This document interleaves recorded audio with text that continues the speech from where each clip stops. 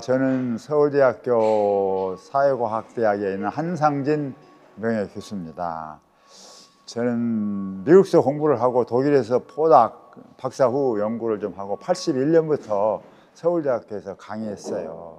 그런데 학생들하고 여러 대화를 하면서 제가 85년에 중민이론이라고 하는 것을 주창하기 시작했습니다. 금년이 이제 40주년이 되는 해예요. 그래서 오늘 이제 중민이론 40주년 기념 학술 기념 대회를 갖게 됐습니다.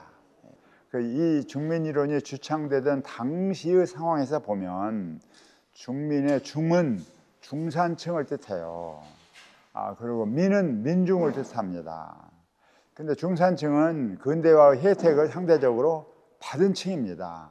근데 민중은 근대화 혜택을 별로 못 받은 약간 좀 무산 대중 같은 노동자, 농민, 빈민 뭐 이런 사람들을 가리키는 개념으로 많이 썼어요. 근데 중민이론이라고 하는 것은 좀 근대화 혜택을 받은 중산층과 혜택을 받지 못하고 있던 민중이 더불어 사는, 공존하는 그런 사회를 만들자. 그래서 그걸 주창하는 사람들을 중민이라고 우리가 부르게 됐어요. 근데 그 당시에 젊은 학생들이 그런 생각을 많이 했습니다. 그래서 그걸 제가 이제 받아가지고 중민이라고 하는 호명을 만들어서 그런 집단들을 중민이라고 부르기 시작한 거죠. 이제 우리나라는 말이죠. 그래도 국가가 주도하는 산업화가 굉장히 성공적으로 된 나라예요. 경제 성장이 엄청나게 일어났습니다. 60년대부터. 경제 성장이 되면은 중산층이 늘어나게 되죠. 그러니까 80년대에 중산층이 놀라운 속도로 발전하는 거예요, 이게.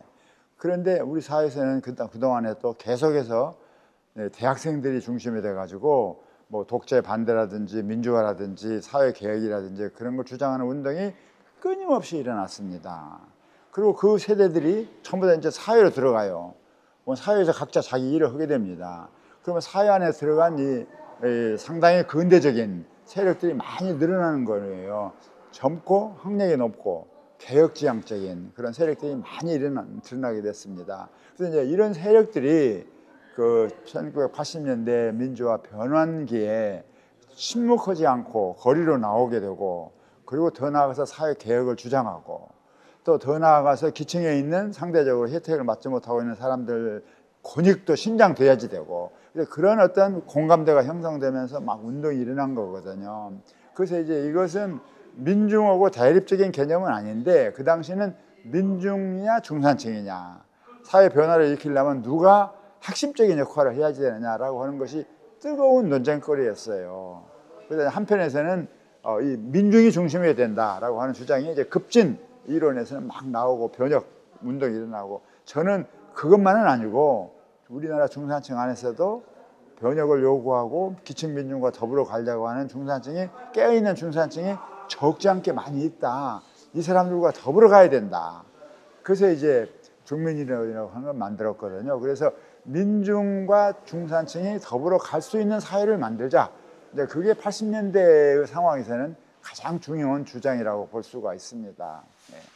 그러니까 약간 좀 사회 통합적인 개념이죠. 그러니까 한편으로는 이 권력적으로 들어가서 정치에 참여하게 되고, 다른 한편으로는 사회에 들어가서 사회 각 조직에서 나름대로 어떤 관성, 고정관념을 타파하고 새로운 운동, 새로운 가치를 만들려고 하는 그런 운동들이 사회 저변에서 막 올라온 거죠, 이게. 그래서 이러한 그 중민들의 역할에 의해서 한편으로는 민주화가 이루어지고 국가가 개혁이 되고 정부가 개혁이 되고, 다른 한편으로는 사회 전체가 좀 더 투명해지고 좀 더 개방적이 되고 이렇게 발전해 왔다, 이렇게 볼 수 있습니다. 역할이 굉장히 컸다, 이게.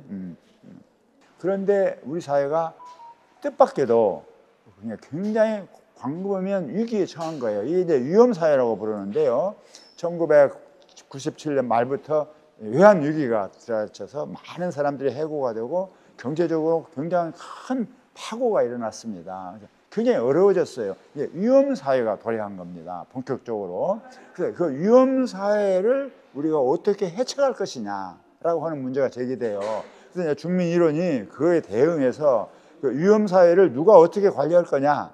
그래서 한편으로는 정부가 그걸 해야 된다는 의견이 있고, 다른 한편으로는 위험에 당하는 것은 시민인데 결국 시민의 의견이 중요하지 않느냐. 그래서 좀 시민 의견을 존중하는 의견과 정부 정책을 중요하는 의견이 팽배해진 거예요. 그 가운데서 이제 저희들이 중민 이론의 관점에서는 위험 사회가 아주 심각해지고 있는데, 그걸 극복하려고 하면은 정부의 노력도 참으로 중요하지만 이에 못지않게 시민들의 자발적인 운동이 많이 일어나야 된다. 이제 이것이 저희들의 기본 주장이었어요. 거기에 여러 가지 견해가 있을 수 있어요. 근데 중민 이론의 관점에서 본다고 하면 적어도 적과 동지의 양극적인 분열로 대립되는 것보다는 우리가 공통의 세계를 찾기 위해서 노력을 해야지 되고, 그 공통의 세계 속에서 공존의 길을 찾아야 된다. 이러한 가치를 더 발전시키고, 그런 의미에서 뭐 교육도 하고 연구도 하고 시민 활동도 하고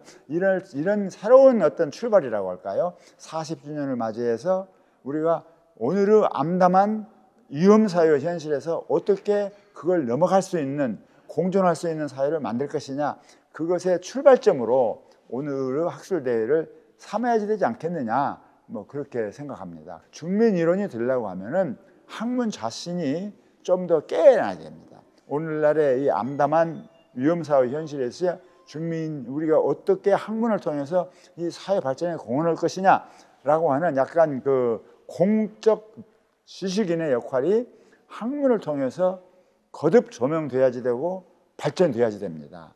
그러려고 하면은 그걸 이어갈 수 있는 이론이 필요하고 실천 노선이 필요한데, 여러 방안이 있겠지만 제가 생각하는 것은 중민 이론이 그걸 잘 제공한다, 이렇게 생각하는 거죠.